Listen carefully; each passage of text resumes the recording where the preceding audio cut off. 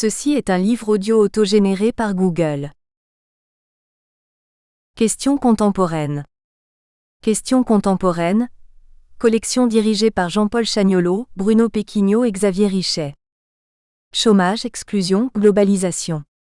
Jamais les questions contemporaines n'ont été aussi nombreuses et aussi complexes à appréhender. Le pari de la collection Questions contemporaines est d'offrir un espace de réflexion et de débat à tous ceux, chercheurs, militants ou praticiens, qui osent penser autrement, exprimer des idées neuves et ouvrir de nouvelles pistes à la réflexion collective. Dernière parution.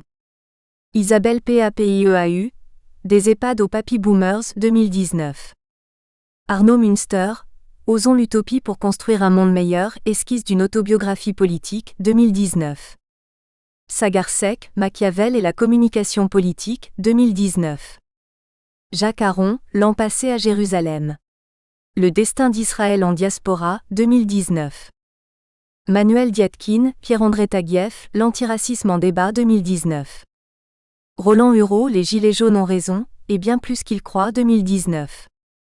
Robert Bibot, Kider Mesloub, Autopsie du mouvement des Gilets jaunes 2019. Dominique Thierry, La solidarité intergénérationnelle sur le terrain 2019. Daniel Glauser, Questionnement critique des visions dépassées du monde actuel 2019. Franck Zollec, La part de chacun dans le monde de demain, devenons grain de sable 2019. Stéphane Tessier, L'interculturalité dans le quotidien professionnel 2019. Laureline Fontaine, Lire les constitutions 2019. Michel Bourse et Halimé Youssel, Communication interculturelle, mode d'emploi 2019. Dominique Rivière, Quand surveiller c'est punir, vers un au-delà de la justice pénale 2019. Laureline Fontaine coorde, Lire les constitutions 2019. Guy Valencien, À l'origine des sensations, des émotions et de la raison, j'aime donc je suis 2019. Étienne Bakissi, Bien commun et démocratie pluraliste. Intérêt général et subsidiarité, 2019. Dominique Godard, Éthologie de la campagne présidentielle 2017-2019. Christian Jouvenot, Macron tombé du ciel 2019. Najwa El Haïté, Laïcité et République, Considération sur la République française 2019. Du même auteur. Une chronique romancée de la tempête Klaus, La tempête, ed. Atlantica 2010. Des essais. La démocratie, un état des lieux, enquête locale landaise, pensée globale. Ed. France Libris 2012. La réforme des rythmes scolaires. Ed. Gascogne 2014. La réforme territoriale, la contagion technocratique, essai suivi d'un entretien avec Marcel Gauchet, ed. Gascogne 2015. Concentrations inhumaines, désertification de notre monde. Ed. France Libris 2017. Non à la mort de l'école rurale, l'inutilité et la dangerosité des conventions ruralité. Ed. France Libris 2017. Ainsi fait-on mourir un monde, l'extinction des sociétés paysannes, du passé ethnographique à l'extinction des sociétés paysannes. Essai suivi d'un entretien avec Marcel Gauchet, ed. Gascogne 2017. Un livre-album. 1000 ans d'histoire de la ruralité, ed. France Libris 2013. Une nouvelle, Pauvres chevaux de 14 à 18.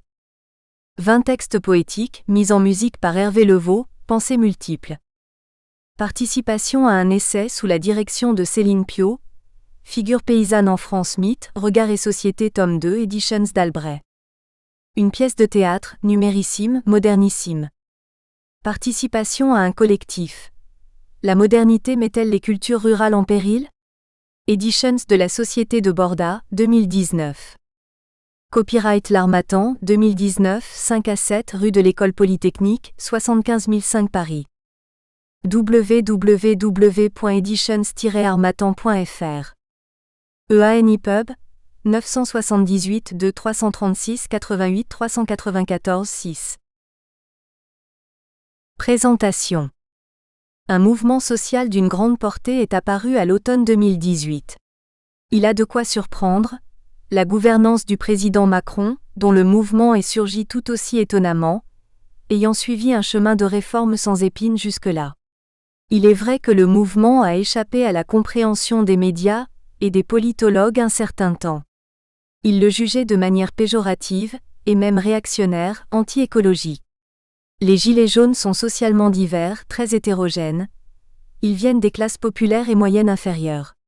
Ce qui le rend inédit, c'est qu'ils refusent de s'aligner derrière les syndicats et les partis politiques, trop déçus par l'absence de résultats probants obtenus par les organisations traditionnelles pour les familles les plus en difficulté. Il y a de quoi n'y point trouver les cadres rationnels habituels. On pense à la Révolution française, aux jacqueries et aux émeutes urbaines. Un fort sentiment d'injustice, un besoin moral d'avoir une vie digne, une demande de rééquilibrage de la richesse nationale anime le mouvement des Gilets jaunes.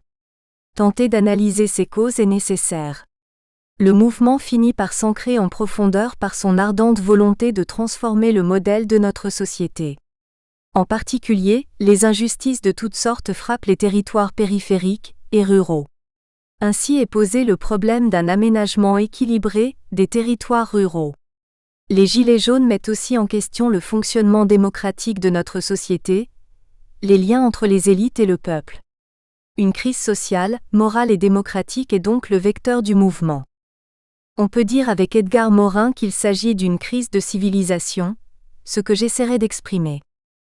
Les essais que j'ai déjà publiés pour analyser l'évolution problématique de nos sociétés modernes trouvent leur légitimité ultime dans la crise des Gilets jaunes. Les problèmes de fond posés existent depuis des décennies et ne pouvaient qu'aboutir à cette crise de nature finalement anthropologique. La difficulté des solutions à apporter laisse présager que le sillon tracé par le mouvement n'est pas près de se refermer.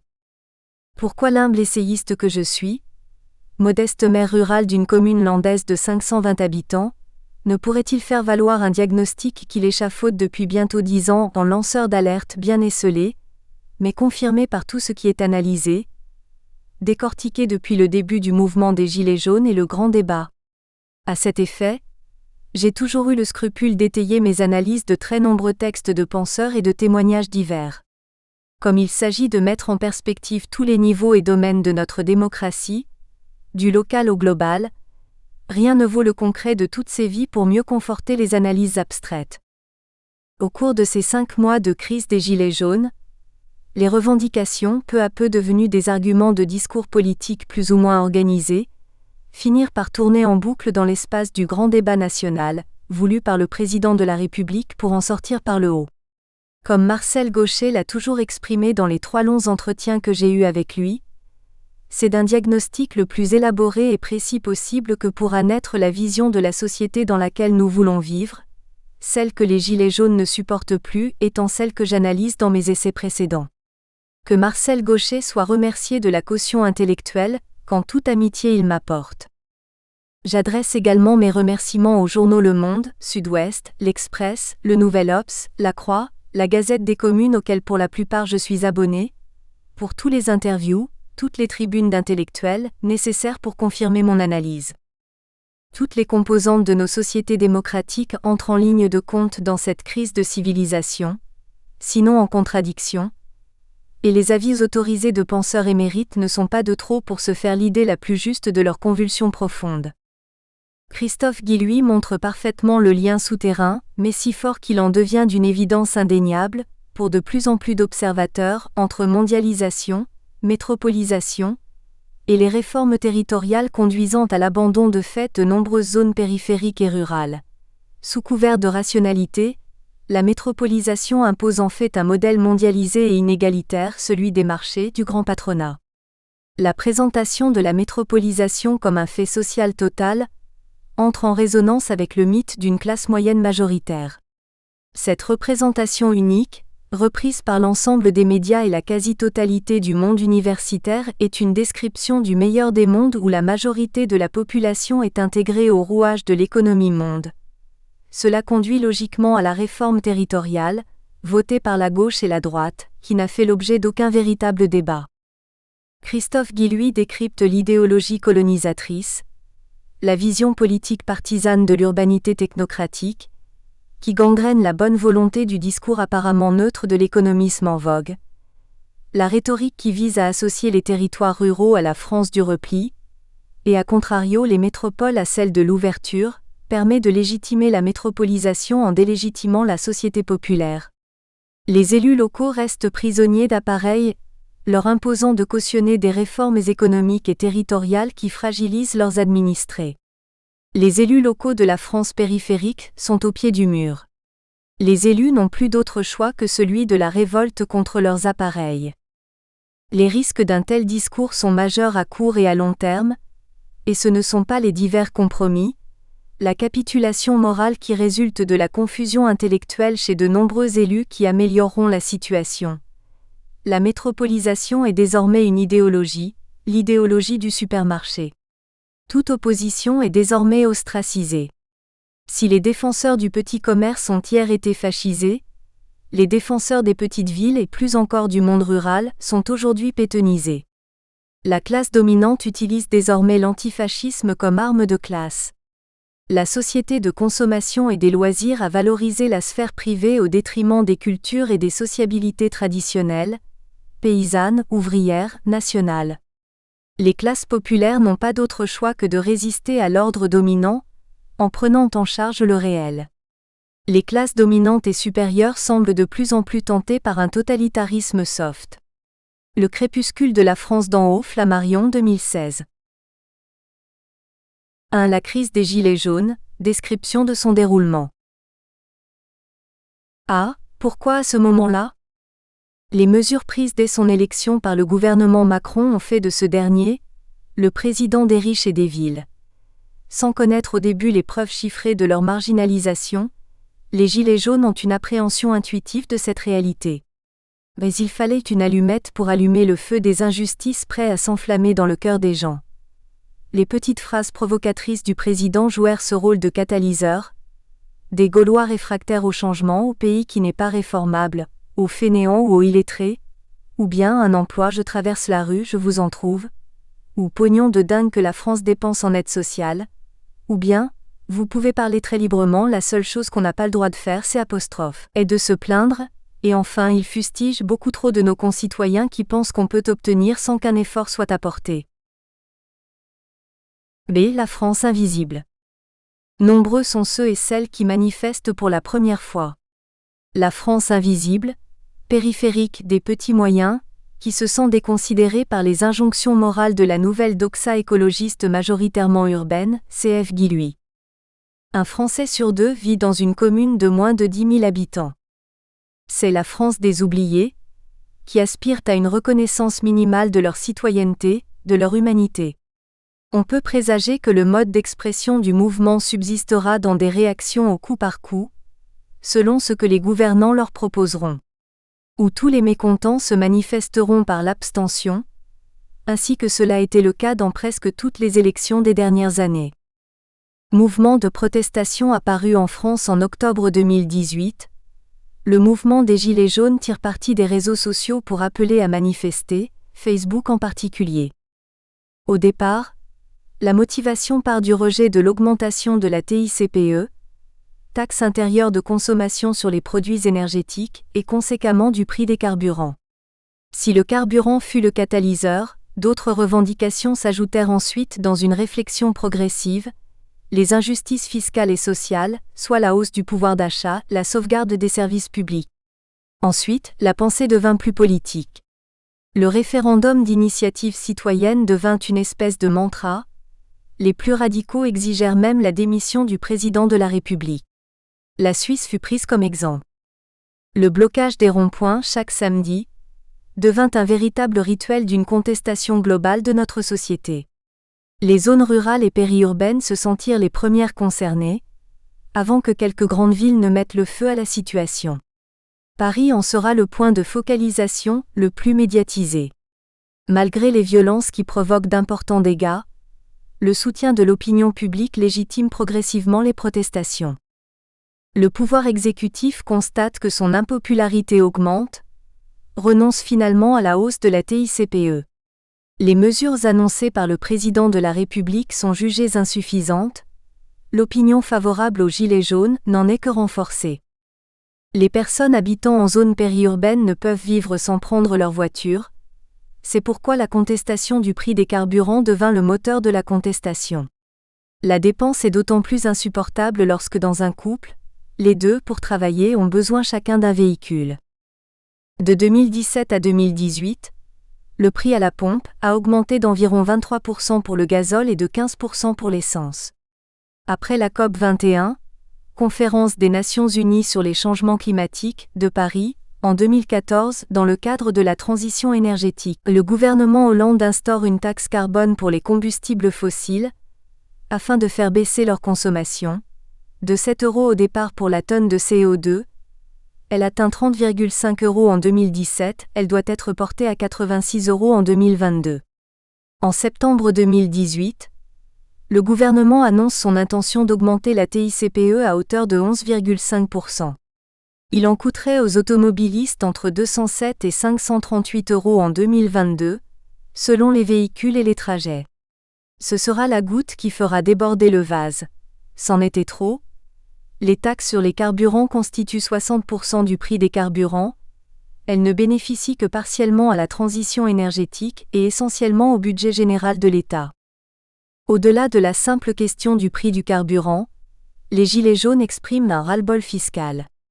Le poids des prélèvements obligatoires, impôts, taxes et cotisations, a été accentué par tous les gouvernements pour passer de 41% du PIB en 2009 à plus de 45% en 2017.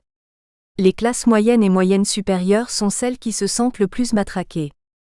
Le mécontentement va croissant depuis au moins les années 2000, à preuve le taux d'abstention aux élections qui augmente sans cesse. Tous les corps intermédiaires sont touchés par la défiance populaire, et le mouvement des Gilets jaunes exprime la même colère. Le président de la République, élu en 2017, capitalise une accumulation de ressentiment à l'égard de la puissance publique.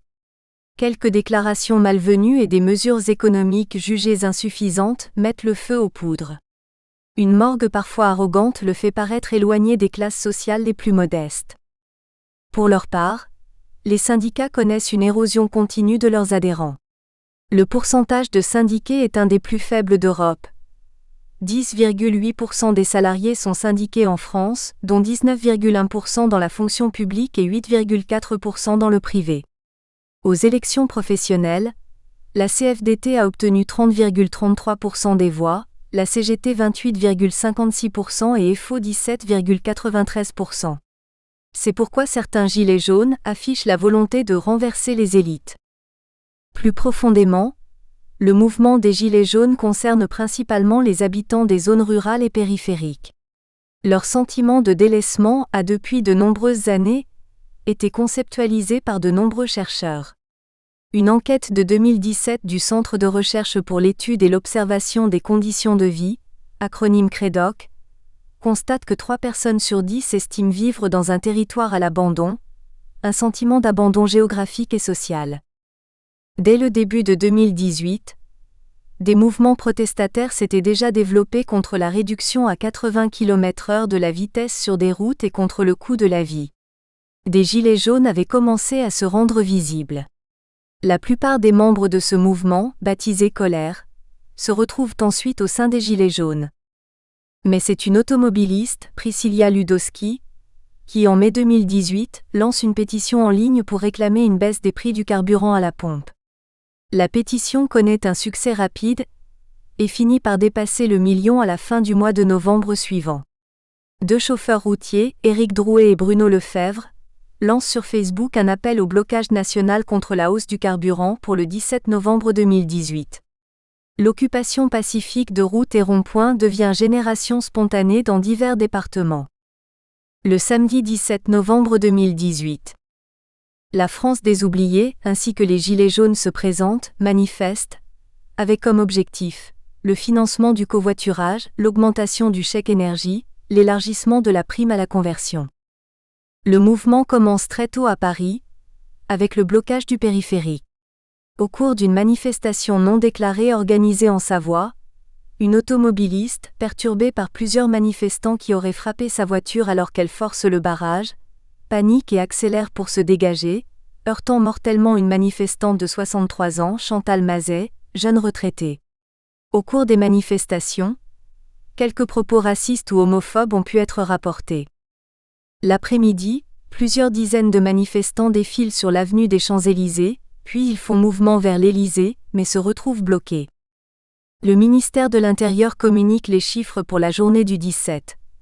Près de 300 000 manifestants dans toute la France, 2034 sites occupés, 1 mort, 409 personnes blessées, 117 interpellations ayant donné lieu à 73 gardes à vue.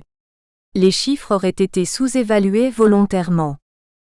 Les jours suivants, 46 000 personnes sont encore mobilisées. Le 23 novembre, un gilet jaune, une charge explosive autour du cou, se rend à la suite de 6 heures de négociations avec les forces de l'ordre.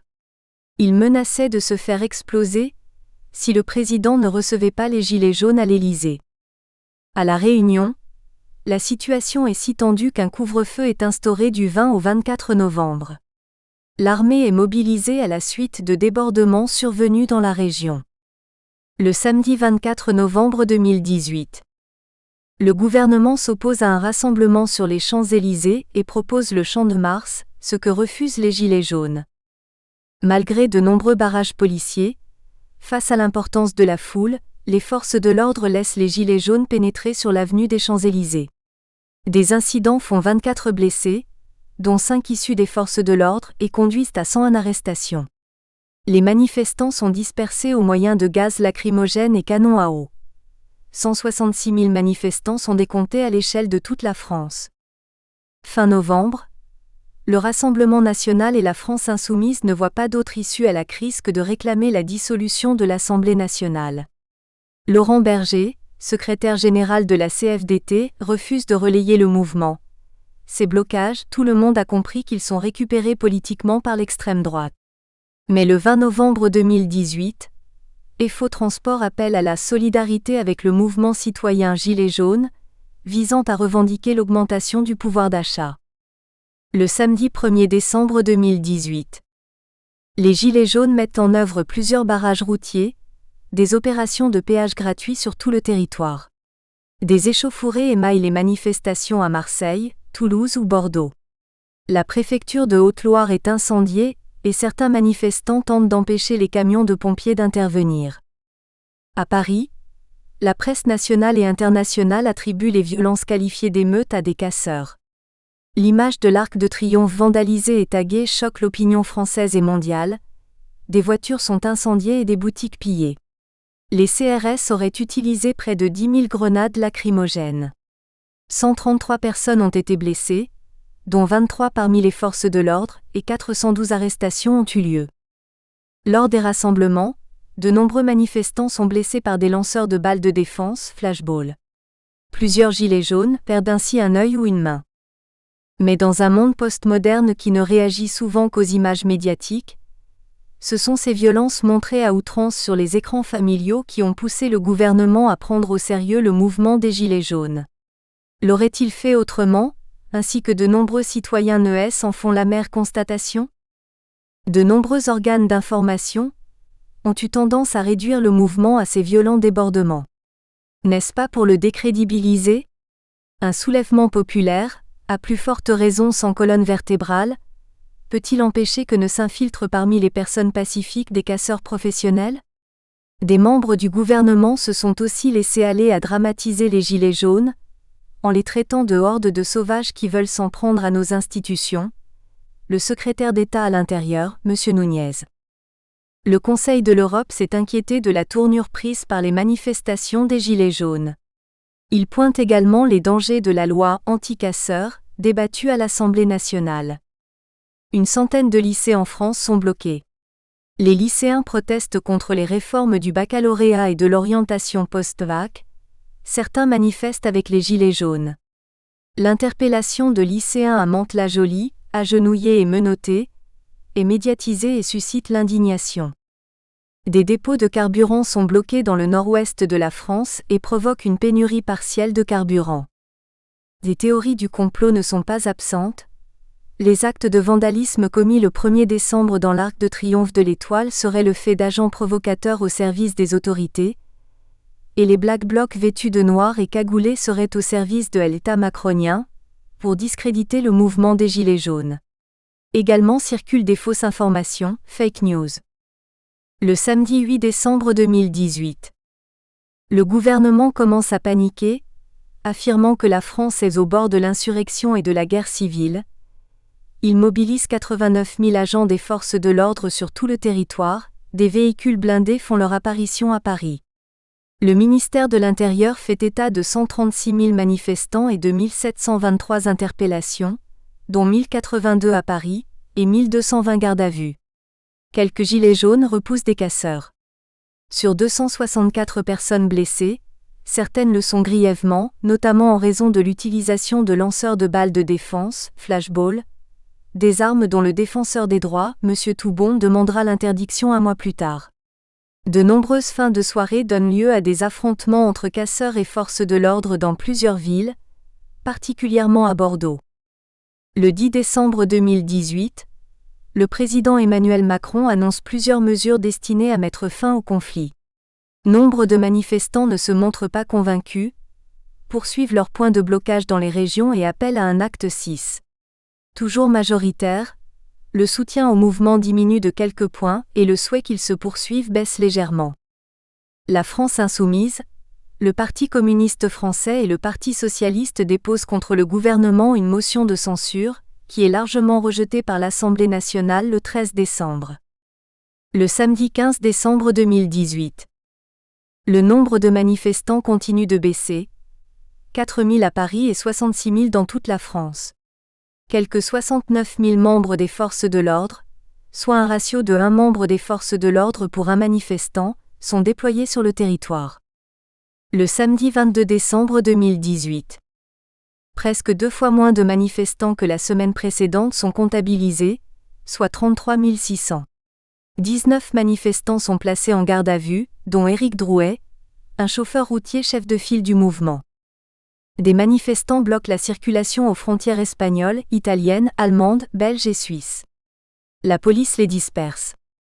À Paris, les Gilets jaunes utilisent une stratégie de ruse en faisant croire un certain temps que le mouvement prendrait comme point de rassemblement Versailles pour finalement choisir Montmartre. Devant le Sacré-Cœur, un groupe entonne le chant de la quenelle, hymne antisémite de l'humoriste Dieudonné. Malgré les blocages et les violences, le mouvement reste populaire. Du 29 décembre 2018 au 4 janvier 2019. La mobilisation des Gilets jaunes se poursuit en région, pendant les fêtes de Noël et du Nouvel An. Des Gilets jaunes organisent leur réveillon sur leur lieu de mobilisation. Dans la capitale, Éric Drouet appelle à un rassemblement devant les locaux de BFM TV, tout comme devant le siège de France Télévisions, leur reprochant leur manque d'objectivité. Selon les journalistes, la défiance du mouvement vis-à-vis des médias atteint des proportions inédites. Les Gilets jaunes estiment que la couverture médiatique de leur mouvement ne correspond pas à la réalité de la situation. Ils reprochent notamment aux médias de se montrer favorables au pouvoir en place et de projeter une image déformée du mouvement en mettant en avant les casseurs. Ainsi, des manifestants ont injurié et menacé les journalistes couvrant des événements organisés par le mouvement. Plusieurs rédactions prennent des mesures pour assurer la sécurité des journalistes. Le 2 janvier, Éric Drouet est interpellé pour la 3e fois depuis le début du mouvement et placé en garde à vue pour organisation d'une manifestation non déclarée. Cette arrestation est dénoncée comme arbitraire par plusieurs responsables politiques, Marine Le Pen ou Jean-Luc Mélenchon. Il est libéré le lendemain. Du 5 au 11 janvier 2019. Le samedi 5 janvier, avec 50 000 manifestants pour toute la France, le mouvement connaît un regain. 345 personnes sont interpellées. Un engin de chantier détruit une porte ouvrant sur la cour de l'immeuble du secrétariat d'État auprès du Premier ministre et porte-parole du gouvernement, Benjamin Griveaux, ce qui permet à un groupe de manifestants de pénétrer à l'intérieur. Le 6 janvier, des centaines de femmes gilets jaunes se rassemblent dans plusieurs villes de France pour affirmer qu'elles sont les premières à subir toute forme d'injustice. Le 12 janvier 2019. Le mouvement gagne en ampleur, avec 84 000 personnes. À Paris, 8 000 personnes manifestent. Un service d'ordre est pour la première fois organisé par les Gilets jaunes. À Bourges, dont les Gilets jaunes font le point central du pays, 6 000 personnes venues de tous les coins de France se retrouvent. Un nombre égal de manifestants est noté à Bordeaux et Toulouse. Le nombre de violences recule, mais 2 blessés sont déclarés en état d'urgence. Le 19 janvier 2019. La mobilisation est équivalente à celle du samedi précédent. En milieu d'après-midi, la police évoque quelques 7 000 manifestants à Paris alors que l'agence Reuters en dénombre au moins le double. Un collectif recense de son côté près de 150 000 manifestants. Depuis le 26 janvier 2019. Le samedi 26 janvier 2019, le mouvement connaît une baisse avec 69 000 participants. Les manifestations ont été aussi violentes que les samedis précédents. Jérôme Rodriguez, une des figures des Gilets jaunes, est gravement blessé à l'œil à la suite de l'intervention d'agents des forces de l'ordre, place de la Bastille, ce qui suscite une controverse sur l'usage des tirs de LBD, lanceurs de balles de défense, de ces derniers. Et ainsi de suite, de samedi en samedi, entre la détermination d'une centaine de milliers de manifestants, les débordements de fin d'après-midi des casseurs, les interpellations et les blessés. Pour l'acte 13 du 9 février, on comptait 51 400 personnes au total, selon le ministère de l'Intérieur, 111 010 selon les Gilets jaunes. Devant l'Assemblée nationale, un manifestant a la main arrachée par une grenade de désencerclement.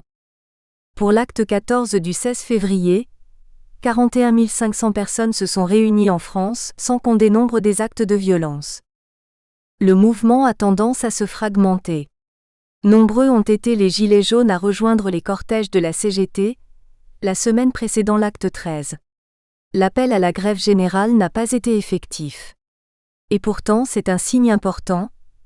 Plus de 3 mois après le début du mouvement, plus de 60% des Français continuent de soutenir le mouvement des Gilets jaunes. Une crise diplomatique a éclaté entre la France et l'Italie, le chef du mouvement 5 étoiles étant venu apporter son soutien à quelques figures des Gilets jaunes. Le dimanche 17 février, des manifestations ont lieu à Paris, juste 3 mois après le 17 novembre.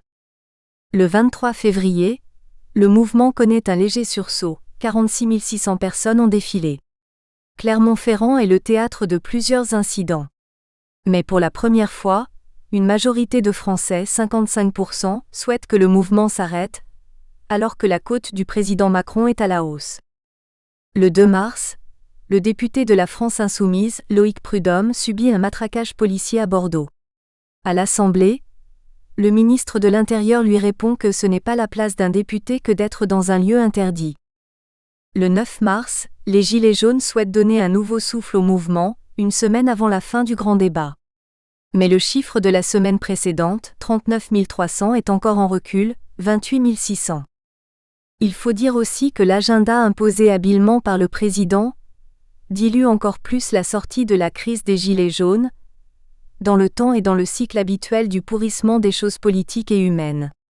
Il repousse de 15 jours la fin de l'exercice démocratique, pour faire la transition avec la campagne pour les européennes, puis il propose un vote de l'Assemblée qui entérinera les solutions supplémentaires qu'il va mettre sur la table.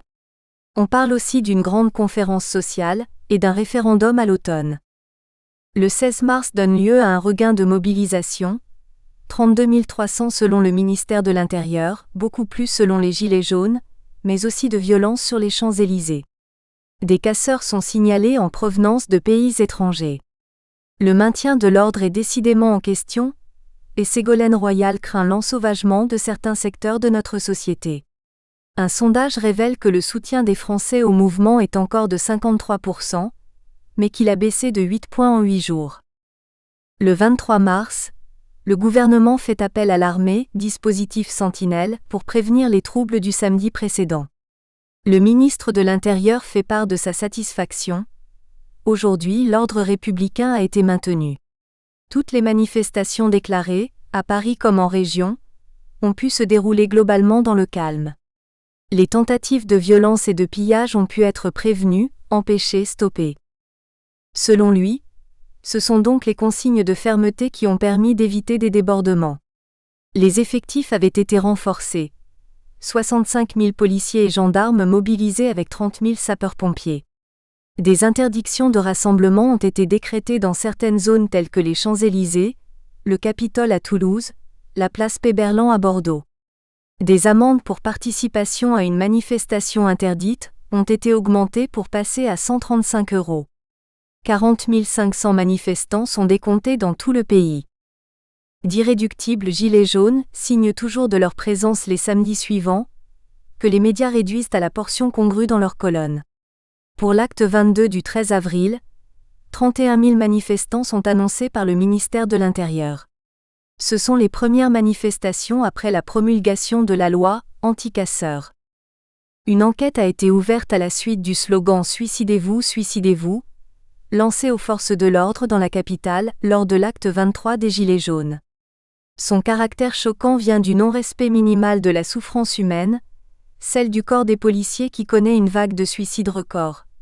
Le nombre de policiers suicidés est de 28 en 3 mois et demi. 1er mai, dans la tradition, 164 500 personnes défilent pacifiquement partout en France, sauf à Paris, où les Black Blocs font dégénérer une manifestation de 40 000 personnes. Le secrétaire général de la CGT est temporairement exfiltré, d'autres syndicats préfèrent quitter les lieux. Pour les syndicats, toujours aussi désunis, la violence des Black Blocs est un signe grave de la remise en question de leur représentativité, à l'instar des anciens partis, et de la possibilité même de manifester pacifiquement. La ligne rouge de la violence comme moyen de se faire entendre en faisant bouger les lignes est franchie. Qui a intérêt à ce que s'enclenche un tel engrenage ? Incompréhensible de plus, le fait annoncé par le ministre de l'Intérieur que, dans un premier temps, des Black Blocs prennent pour cible le service de réanimation de l'hôpital de la Salpêtrière. Mais ensuite une vidéo d'un des soignants est venue contredire cette version d'une attaque, en montrant celle d'un mouvement de panique de manifestants voulant échapper aux forces de l'ordre. Voudrait-on discréditer le mouvement des Gilets jaunes, qu'on ne s'y prendrait pas autrement ? Peu à peu le mouvement s'essouffla, de lassitude sans doute, mais fier d'avoir tenu jusqu'à l'acte 26, soit le 11 mai, avec 18 600 manifestants. Le 17 mai, Emmanuel Macron enterre le mouvement en disant « Pour celles et ceux qui continuent à faire cela, il n'y a plus de débouchés. Nous avons fait notre part de travail. » Il a invité les mécontents à se présenter aux élections futures. Ce n'est pas en jouant de la désinformation pour manipuler l'opinion que certains membres du gouvernement désamorceront le mouvement. Ainsi le ministre de l'Action et des Comptes publics, M. Darmanin, décrète que le mouvement des Gilets jaunes a détruit plus d'emplois et de richesses que la plupart de ce que nous avons connu ces 10 dernières années de manifestations, de contestations, de crise économique. Or l'INSEE et l'OFCE estiment au contraire que les mesures économiques de 10 milliards d'euros prises pour calmer la colère sociale vont apporter 0,3 points de PIB supplémentaires. Un cabinet de conseil américain publie un classement de l'attractivité des pays aux yeux des grands investisseurs. La France est classée 5e, 77% des entreprises comptent augmenter leur niveau d'investissement. Sa conclusion est que la confiance dans l'économie française a fortement augmenté depuis l'élection d'Emmanuel Macron en 2017 et n'a pas été affectée par le mouvement des Gilets jaunes. Le bilan humain du mouvement des Gilets jaunes est lourd. On dénombrera 12 morts, dont 11 dans des accidents de circulation. Le mouvement a eu un impact économique sur le tourisme, l'industrie, l'agriculture ou le commerce, sur la consommation des ménages et sur la distribution, d'autant plus qu'il précédait la période de Noël. 60% des radars ont été dégradés. Le ministre de l'Économie et des Finances a déclaré que le mouvement aurait un impact négatif de 0,1% sur la croissance française, ce qui l'établirait à 0,3%. En date du 11 février, 4 962 établissements avaient déposé une demande de chômage partiel liée au mouvement des Gilets jaunes. 72 675 salariés sont touchés. Certains commerces dont le chiffre d'affaires est en baisse de 30% sont en cessation de paiement. Selon le gouvernement, les indemnisations des assurances ont représenté 89 millions d'euros pour 1670 sinistres. Source Le Monde, 14 février. C. La composition sociologique du mouvement des Gilets jaunes. Source Le Monde, un collectif d'universitaires, sociologues, politologues et géographes de Bordeaux, a lancé dès le 17 novembre une enquête de terrain pour comprendre le mouvement des Gilets jaunes.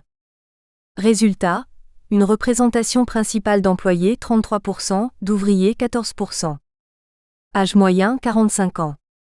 Classe d'âge les plus mobilisées, 35 à 49 ans 27,2%, 50 à 64 ans 26,6%. Hommes 54%. Femmes 45%. Représentation importante des bacheliers, 27%, et des titulaires de CAP et BEP, 35%. 55% affirment être imposables. Revenu médian du foyer, 1 700 € mois, 30% de moins que pour l'ensemble des ménages. Les gilets jaunes n'appartiennent pas aux familles les plus pauvres.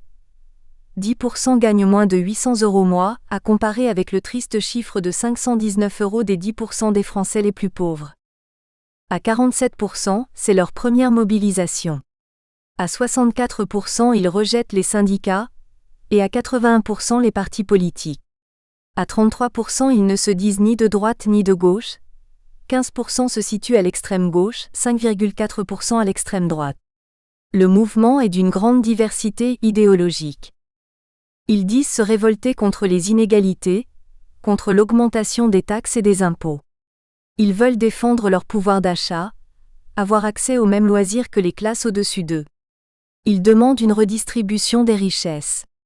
Ils aspirent à plus de reconnaissance de la part du monde politique. Il est à noter que rares sont les gilets jaunes à se plaindre de l'immigration.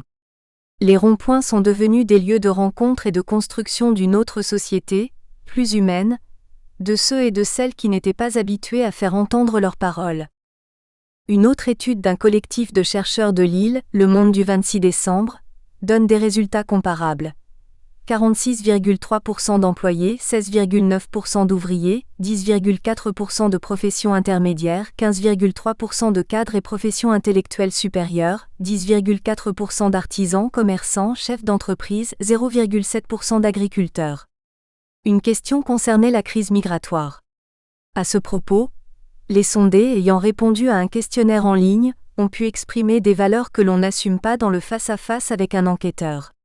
En effet, 48% des personnes interrogées estiment qu'en matière d'emploi, on devrait donner la priorité à un Français sur un immigré. Ainsi, si le pôle abstentionniste des Gilets jaunes n'est pas en train de basculer dans les bras de Marine Le Pen, il n'est pas dit pour autant que le Rassemblement national ne puisse pas gagner auprès d'une partie des Français. Pour Yann Lelanne, le ras-le-bol des territoires périurbains braqués contre la taxe sur les carburants a déplacé sa revendication vers des enjeux de salaire et de retraite. Courant mars, le baromètre annuel sur le Rassemblement national, réalisé par Kantar Sofres One Point pour Le Monde et France Info du 21 au 25 février auprès de 1000 personnes interrogées en face-à-face, révèle que 28% des gilets jaunes actifs et 33% de leur soutien affirment avoir déjà voté pour le parti D', extrême droite, contre 21% des sondés, ce qui amène Le Monde, 13 mars, à conclure que le fameux plafond de verre existe aussi chez les gilets jaunes, mais il semble moins solide que dans le reste de la population. Les gilets jaunes apparaissent davantage opposés à l'Union européenne qu'à l'immigration. Le Monde du 2 avril rend compte d'un sondage à l'échelle européenne. Les Français sont les moins inquiets à propos de l'immigration, 25% contre 31% en Allemagne, 55% aux Pays-Bas, 47% en Suède. L'Espagne et l'Italie sont plus inquiets pour l'émigration de leur population nationale. Les mouvements de population restent un sujet sensible, sans constituer une obsession, conclut Le Monde. François Dubay, sociologue Sud-Ouest, novembre, montre le caractère inédit du mouvement des Gilets jaunes dans une société de plus en plus individualiste. Avec les Gilets jaunes, il n'y a plus aucun cadre. On a l'impression d'une agrégation de colères personnelles, qui sont souvent fondées, légitimes, mais dont la somme ne permet pas de dégager une vision organisée de la société. Certaines revendications sont même contradictoires. Chacun témoigne de sa souffrance. Ces difficultés sont réelles. Mais il n'y a plus de nous, d'horizon social collectif. C'est le capitalisme qui a déstructuré notre société et ses classes traditionnelles. Notre société a changé de cadre. Nous ne raisonnons plus en termes de classe sociale, elle structurait notre représentation de la société, la façon dont les gens votaient, la droite et la gauche, les conflits sociaux. Le capitalisme a profondément changé. La classe sociale et le salariat sont morcelés, de nouvelles catégories sont apparues. les précaires, les périurbains, les inclus, les exclus. Les inégalités ne s'agrègent plus autour des classes sociales. Macron, qui a tant négligé les corps intermédiaires, a sa part de responsabilité, même si la colère vient de beaucoup plus loin. L'État-providence a-t-il vécu ? En tout cas, les Gilets jaunes annoncent la fin d'une forme de politique et de société. Les responsables politiques ont manqué de courage. Je n'en ai pas entendu un seul prendre la défense de notre État-providence. Celui qui prendrait la parole pour dire qu'il faudrait lever le blocage passe pour un traître, et le mouvement se délite dans l'amertume. La chose étonnante, c'est que les Gilets jaunes ont politiquement gagné. Pierre Rosanvallon, historien Le Monde novembre, repère une société des petits dans la diversité sociologique des Gilets jaunes. Ce n'est pas la société des exclus, des chômeurs, des érémistes qui est dans la rue. Rappelons que, en France, il y a 4,5 millions de personnes qui vivent des minima sociaux. Cette société de survie n'est pas aux premières loges. C'est la société des petits qui s'exprime, celle du salariat modeste, des petites classes moyennes, des auto-entrepreneurs, petits commerçants ou artisans qui bat le pavé. À côté des conditions sociales, notre société se définit aussi par des positions ou des situations sociales. Le reste à vivre dépend par exemple de facteurs comme la propriété du logement, l'éloignement du lieu de travail, la situation familiale, les accidents de la vie. Les Gilets jaunes sont l'expression d'un profond ressentiment à l'encontre d'une société qui ne leur reconnaît pas un droit d'expression individuelle. Les Gilets jaunes ne disent pas seulement former une classe exploitée, mais être des catégories méprisées. Ce sont pour cela les émotions, les affects autant que les données économiques objectives qui fédèrent la mobilisation. Le sentiment qu'il n'y a pas besoin de porte-parole est très puissant. L'individualisme de singularité peut-il être porteur d'un projet collectif d'avenir ? C'est une des manifestations de l'entrée dans un individualisme de singularité. D'où la cacophonie actuelle. Le passage de la foule à l'organisation ne s'opère pas. La violence, la politique du chaos a un fort pouvoir de séduction car elle donne un sentiment de renaissance et de puissance. Elle apparaît comme le signe d'une parole faite action, immédiatement efficace donc. D'où sa légitimation croissante par des individus qui ne sont en rien des héros d'une improbable révolution. Des réponses insuffisantes par rapport aux fractures de la société. Ainsi, le 10 décembre, le gouvernement d'Emmanuel Macron a espéré désamorcer le mouvement en revalorisant de 100 € la prime d'activité d'un smicard, en annulant la CSG, contribution sociale généralisée, pour les retraites inférieures à 2 000 €, en défiscalisant les heures sup, en étendant le chèque énergie. Pourtant les Gilets jaunes considèrent ces coups de pouce comme des mesures de charité pour les ménages. Environ 5 millions de personnes, nombreux étant donc ceux qui ne pourront bénéficier d'aucun coup de pouce. Le montant de ces mesures est estimé à 10 milliards d'euros. Petite agréable surprise au mois de mars, ces 10 milliards dopent la croissance de la Maison France. On prévoit plus 4% au premier trimestre 2019, plus 4% au second, soit plus 1,4% sur l'année, grâce à la prime défiscalisée, aux heures supplémentaires défiscalisées et à la prime d'activité pour les bas salaires. Cette embellie provoquée artificiellement n'aura été qu'un feu de paille si l'on n'en profite pas pour créer 70 000 emplois. L'Allemagne est doublée, avec 0,8% prévu. Pourtant 78% des gens pensent que les mesures du gouvernement n'ont pas amélioré leur pouvoir d'achat. Sondage BVA pour la presse régionale de fin mars. La suppression de l'ISF et la création de la flat tax, ou prélèvement forfaitaire unique de 30%, équivalent à une provocation, alors que dans le même temps le gouvernement s'en prend aux taxes des ménages modestes. Pour le président, c'eût été une capitulation de renier les premières mesures de son mandat. Il préfère laisser filer le déficit proche de 3,5 points du PIB, produit intérieur brut, au lieu des 2,8 prévus. Les écarts de revenus se creusent toujours plus au niveau mondial comme national. Le mouvement des Gilets jaunes ne peut que répondre à un profond sentiment d'injustice globale. Un rapport d'Oxfam, une organisation internationale de développement qui mobilise le pouvoir citoyen contre la pauvreté, indique, le 21 janvier 2019, que 26 milliardaires, dont les PDG des GAFAMS, Google, Apple, Facebook, Amazon et Microsoft sont aussi riches que la moitié du reste de la population mondiale, soit 3,8 milliards de personnes. Les grandes fortunes progressent en 2018 de 12% tandis que la pauvreté croît en Afrique subsaharienne et dans d'autres parties du monde. En France, les fortunes de 8 milliardaires sont équivalentes aux biens de 30% de la population. 5% des plus aisés trustent 40% des richesses nationales. Dans notre pays, on compte 3 fois plus de milliardaires qu'il y a 10 ans. Ces chiffres vertigineux parlent d'eux-mêmes.